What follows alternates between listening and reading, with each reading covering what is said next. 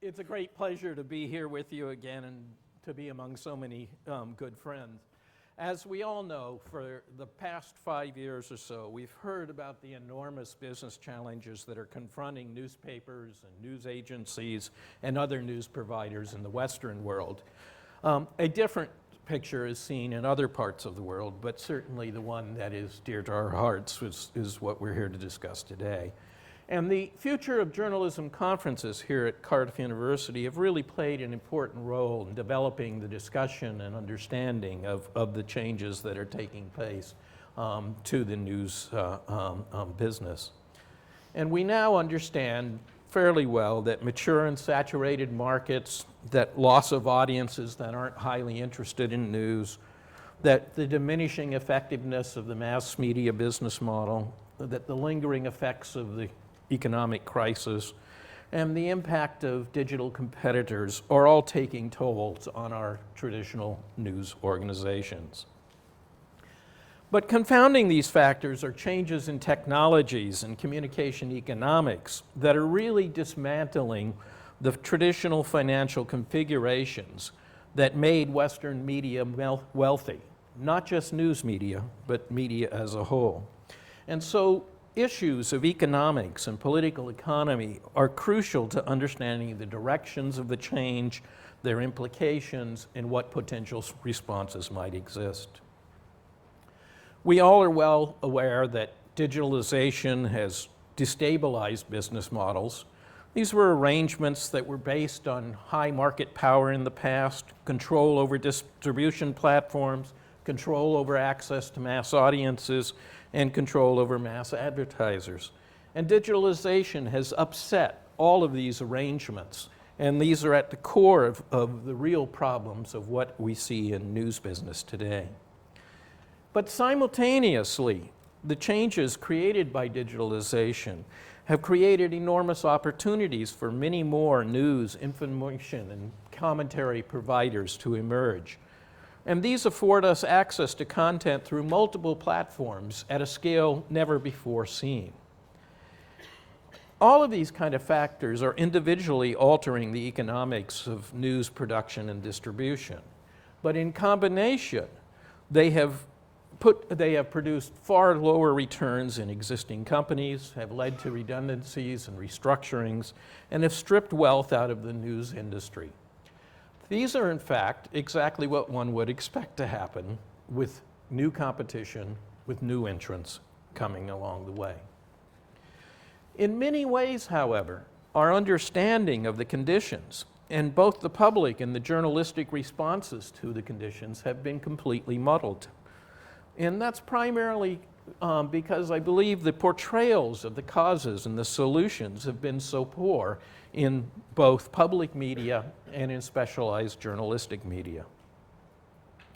And when reviews have been made of the coverage, much of the journalistic coverage has been criticized as being shallow and self-interested.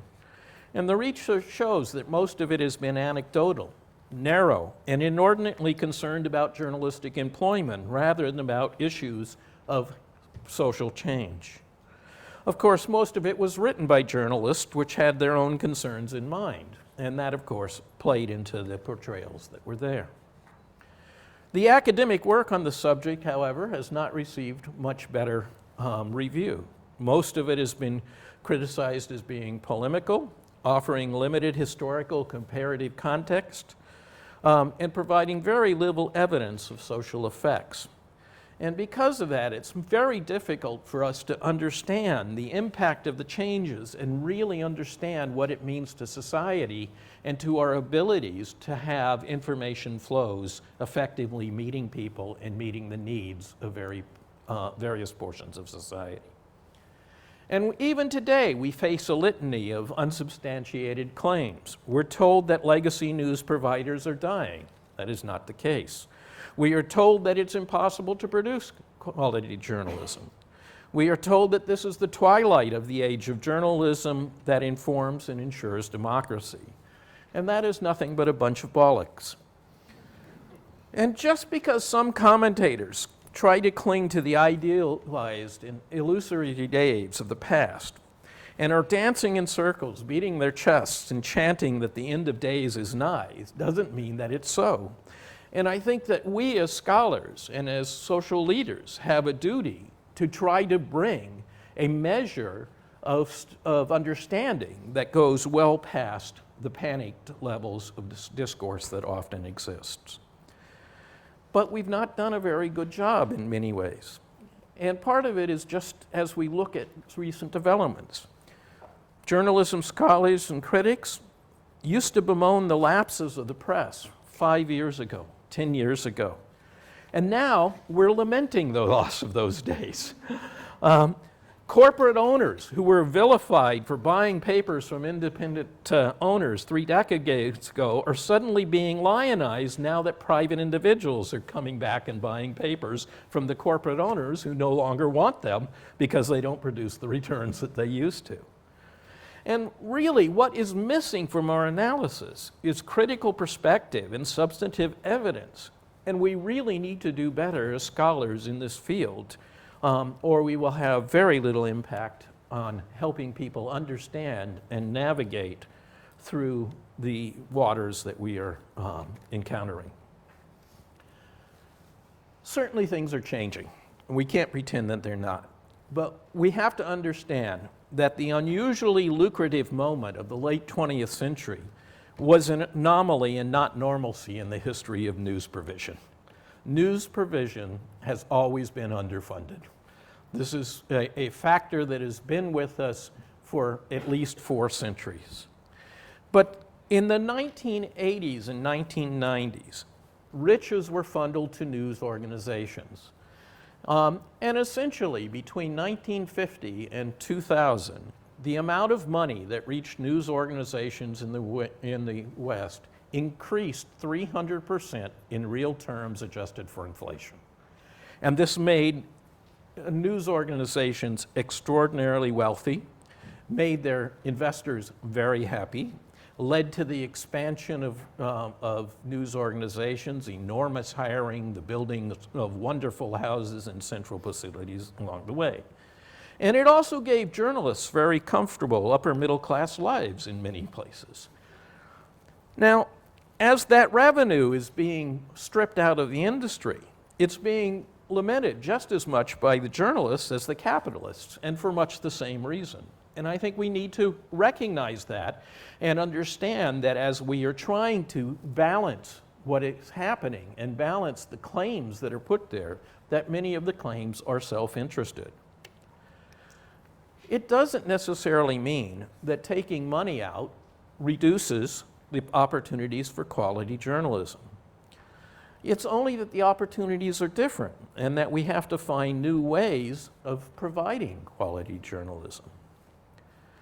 And interestingly, whilst journalists and social critics are now continuing their dances of mourning and distress for the news organizations, there's growing optimism among the news company executives about the state of journalism. The New York Times revenues from readers surpassed advertising in 2011. Certainly partly because of the decline in advertising, but boosted enormously because of the rising number of digital readers and income coming from increasing the prices for news subscriptions in print and in digital form. The Globe and Mail has increased its readership. It had 300,000 paying print readers and now has an additional 100,000 digital readers, increasing the revenues that it has to deal with quality journalism. And the Times of London has 130,000 digital subscribers, adding a great deal of revenue to the organization and the revenue it gets from its 400,000 print subscribers. We see digital-only organizations emerging. Mediapart in France, for instance, has managed to acquire 62,000 subscribers. It operates on a budget now of 6 million euro in revenue, and last year produced 700,000 euro in profits. The digital world is changing things, and it is creating new ways in which we can try to provide the news that society needs. And these are not signs of an approaching apocalypse, but of adjustment to new conditions and new opportunities. And we need to be wary as scholars of idealizing the business structures of journalism in the 20th century. And we need to start focusing on the opportunities of digital journalism and what they are actually doing in creating a new dawn for the industry.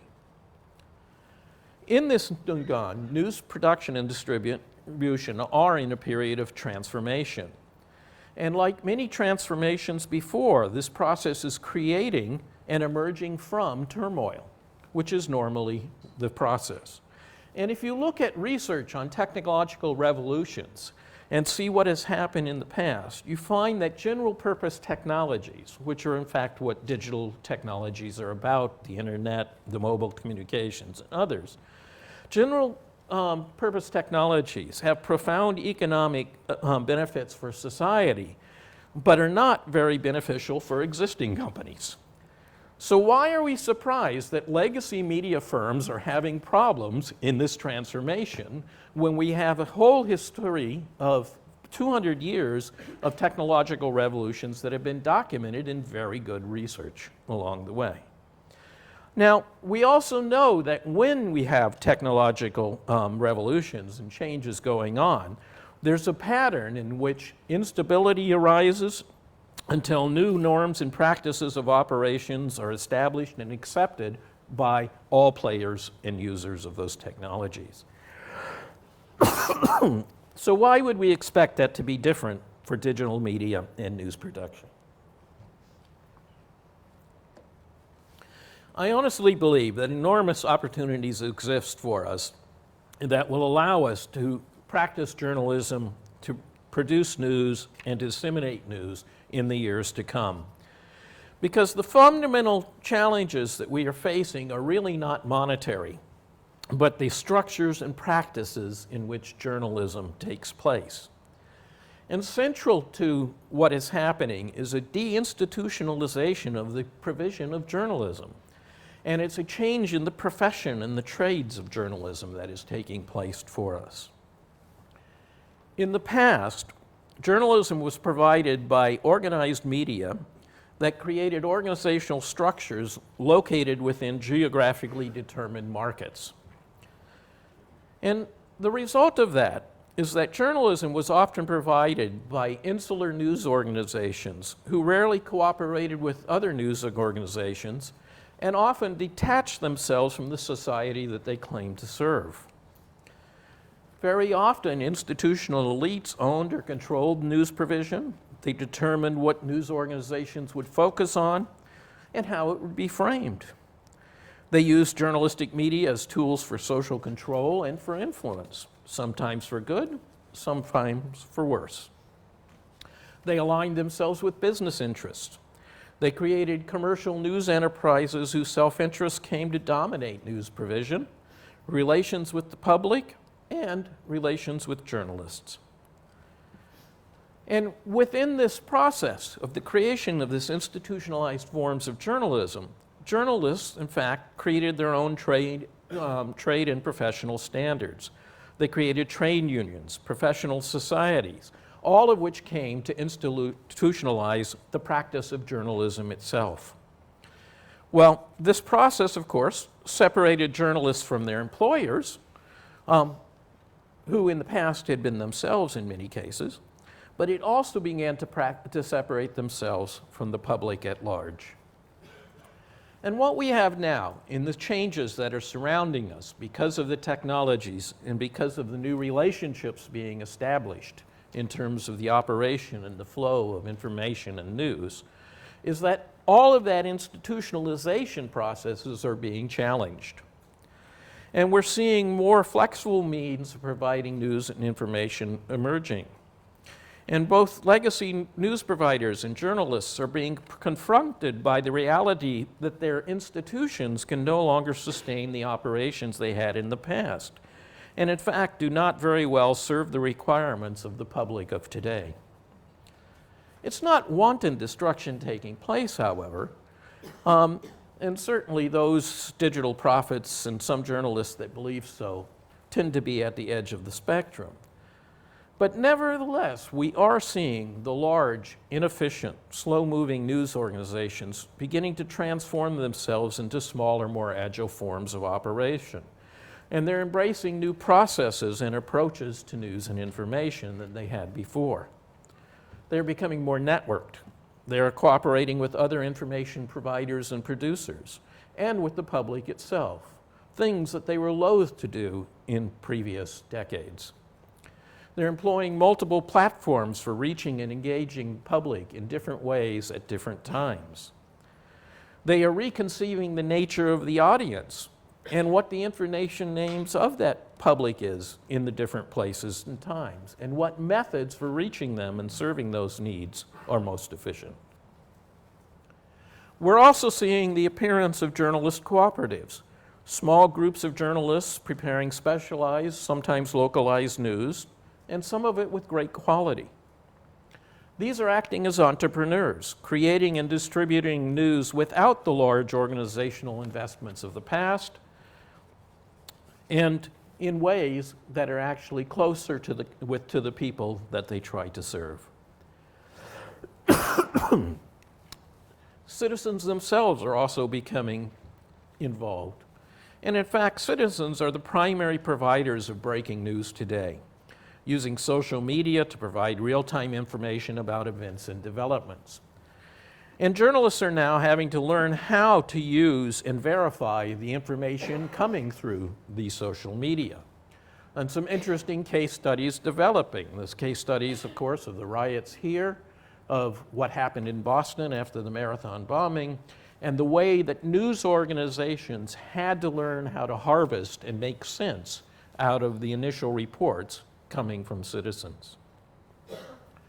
We now also have foundations and educational institutions, non-governmental organizations of all kinds, and even commercial companies that are funding and engaging in information and news gathering at an unprecedented scale. These are changing the environment in which news takes place and require consideration as we try to see where is the place of journalism in the coming years. So what we see in the whole is that the practices of journalism are shifting from a relatively closed system of news creation, dominated by official sources, by journalists, and by news organizations, to a more open system in which news emerges from public observation, from data, and from flows of information that were not possible in years past. And that is not a bad thing, even though it is frightening because of what it's doing to what we know. But in the end, fewer institutional elites are deciding what gets attention, what passes on, what kinds of topics can be discussed in major forums. On the other hand, we have to be wary of too much optimism. And it is very clear that new organizational processes here are creating new institutions that are skewing the availability of certain information through search, aggregation, and digital distribution functions. That there is, in fact, things coming into play that determine whether we get attention or not. This is particularly important. If you take search, for example, 90% of people who use search functions for anything, including news, spend their time in the first 10 items cited. And we know because of the algorithms that are used by the search that they tend to emphasize those sites that get the most traffic or those sites that have paid money to the search companies. So this creates some new problems because it creates new mechanisms for power and for a new class of elites to influence the news and information that is widely available. But even in this new environment, we can continue to see challenges to authority, and we continue to see the provision of quality news. We know from the last year alone that we've seen great exposés of government surveillance, of police malfeasance, and government ministers that have been brought down because of poor behavior in a number of countries. We know it's now harder to suppress news and information than ever before. because there are too many ways to go around that suppression, even though many authorities continue to try to suppress it.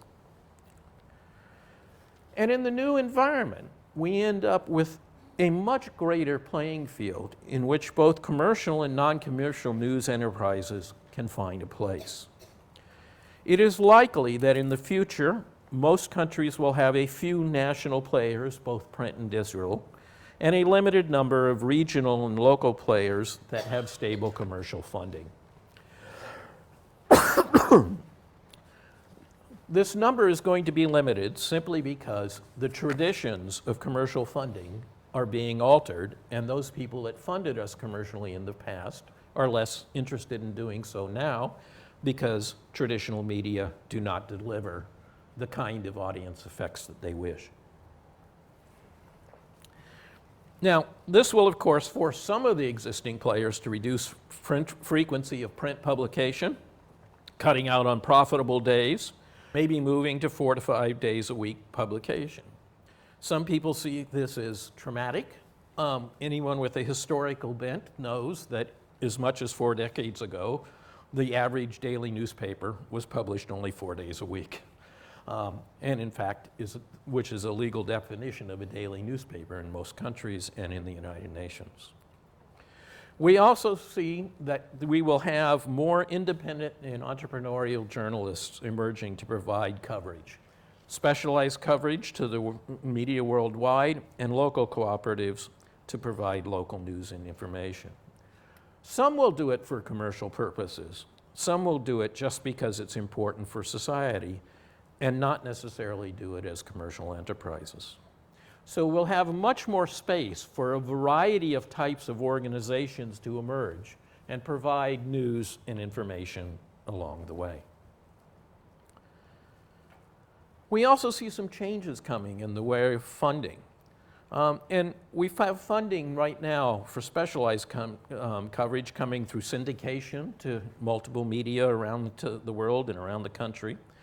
But the biggest thing we see coming is a good use of multiple sources of funding, something that existed in journalism 100 years ago, but we abandoned in the 20th century. Already we've seen some interesting things happening. The Los Angeles Times recently received a $1 million grant from the Ford Foundation to improve coverage of minority communities and to develop new ways of interacting with minorities, a particularly important thing in Southern California.